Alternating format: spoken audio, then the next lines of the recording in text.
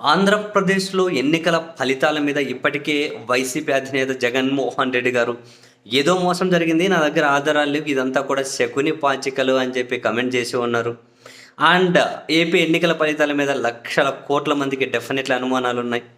అనుమానాలు బలపడే విధంగా మహారాష్ట్రలో ఒక ఎంపీ వాళ్ళ బామర్ది ఏ విధంగా ఓటీపీ ద్వారా ఈవీఎంను అన్లాక్ చేశారు. దాని మీద ఎఫ్ఐఆర్ ఫైల్ అవ్వడం, దాని మీద దేశవ్యాప్త చర్చ. రాహుల్ గాంధీ లాంటి అగ్రనేత కూడా వీటిని బ్లాక్ బాక్స్ అనడం. ఎలాన్ మస్క్ లాంటి వ్యక్తి కూడా అసలు ఈవీఎంలు ఏముంది బ్రహ్మాండంగా హ్యాక్ చేయొచ్చు అనడం. మా కేంద్ర మాజీ మంత్రులు ఎలాన్ మస్క్కి ఛాలెంజ్ చేస్తే ఇవ్వు ఈవీఎంలు లేకుంటే ట్యూషన్ చెప్తానని చెప్పారు ఆయన కూడా. సో వెరసి మొత్తం మీద దీని మీద పెద్ద ఎత్తున చర్చ జరుగుతూ ఉంటే వైఎస్ఆర్ కాంగ్రెస్ పార్టీకి సంబంధించి 99% వాళ్ళ అభిమానులు కార్యకర్తలు అయితే ఇవి అసలు ఒరిజినల్ ఫలితాలు కానే కాదు అనే అభిప్రాయంలో వాళ్ళు ఉన్నారు. ఈ క్రమంలో ఇప్పటి వరకు వీటి మీద ఇండైరెక్ట్గా కమెంట్ చేసుకుంటూ వచ్చినటువంటి జగన్ నేడు నేరుగా డైరెక్ట్ అటాక్కి దిగారు. న్యాయం గెలవడం కాదు, గెలిచినట్లు కూడా కనిపించాలి.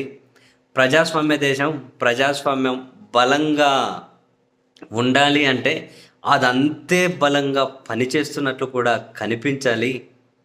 ప్రజాస్వామ్యం పదిలం కావాలి.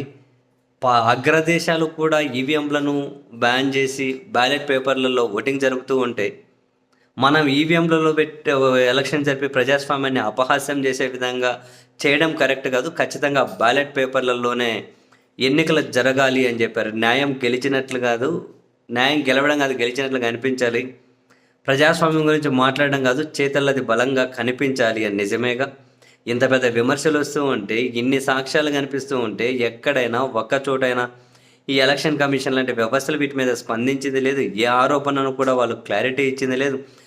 ఎన్నికలు అయిపోయినాయి, ఎన్నికలు కూడా అయిపోయింది, మన పని ఇంకేం లేదు, ఎవరు ఎట్లన్నా ఓనే అన్నట్టు వాళ్ళు అలా తయారయ్యారు. ఏం చేద్దాం.